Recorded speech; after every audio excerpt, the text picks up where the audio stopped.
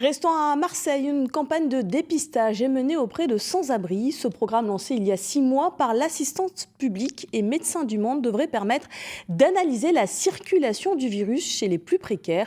Nous avons suivi le travail de cette unité mobile. C'est notre grand format. Nathalie Ramirez, Virginie Danger. Marine Monnier est notre guide. C'est elle qui pilote cette enquête Covid auprès des plus démunis. Donc là, vous allez voir des personnes qui sont sur un squat bidonville parce que la semaine dernière, on a eu des cas positifs. Direction le 3e arrondissement de Marseille, dans l'un des quartiers les plus pauvres de France. Depuis 2 ans, cette ancienne maison de maître est occupée par des familles de la communauté rome. Ils sont prévenus de notre arrivée. L'équipe peut donc s'installer. Ici, il y a combien de familles? Alors, il y a 5 familles, donc il y a à peu près une quinzaine de personnes. Alors qui sont à la fois Qui habitent dans des caravanes et puis donc dans la maison. Et c'est vous qui vous déplacez, vous arrivez, là on voit il y a une machine qui va être installée. Voilà, tout est mobile parce que le but c'est vraiment d'aller vers les gens, d'aller dans les lieux où ils vivent. Dans ce squat, une dizaine de personnes doivent se faire dépister. Ils ont accepté de faire partie de cette enquête débutée il y a 6 mois. Mais au-delà des tests, il faut aussi répondre à un questionnaire. Est-ce que tu sais si quelqu'un ici a déjà été testé positif au Covid? Oui. La dame à côté et la dame qui habite chez nous. Bénissa, est-ce que le Covid ça te fait peur? Un peu. Pas pour moi, c'est pour ma fille. Quel âge? Moi, j'ai 16 ans et ma fille, elle a 1 an. Garde la tête bien droite. Super, parfait. Très bien. Il y a quelques semaines, cette jeune fille a été testée positive au Covid.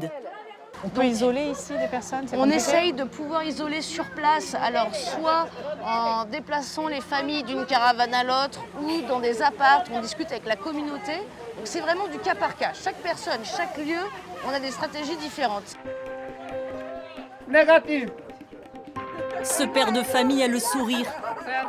Ils sont désormais tous négatifs. L'équipe poursuit son travail de terrain. Il faut retrouver les 1236 personnes qui font partie de cette enquête sur les SDF. Certains ont été signalés ici, dans le centre d'hébergement d'urgence de la Madrague. Bonjour monsieur. Ce retraité algérien fait partie de l'enquête. Considéré comme un cas contact, il a été placé à l'isolement en attendant les résultats de ce test. Ça fait mal, vous me dites. Ok? On y va. Voilà, c'est fini. Ces prélèvements permettront aussi de vérifier la présence de variants du Covid. Mais ici, pas d'inquiétude a priori pour Salah. Son test est négatif.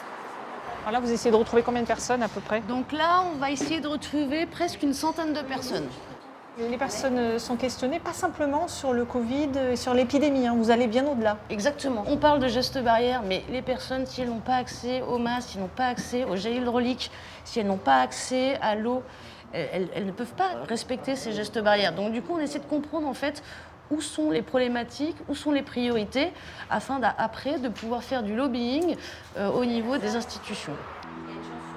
L'enquête sur les SDF s'achèvera au printemps et permettra enfin, chiffre à l'appui, de voir comment le virus affecte les plus précaires pour enfin trouver les moyens de mieux les protéger.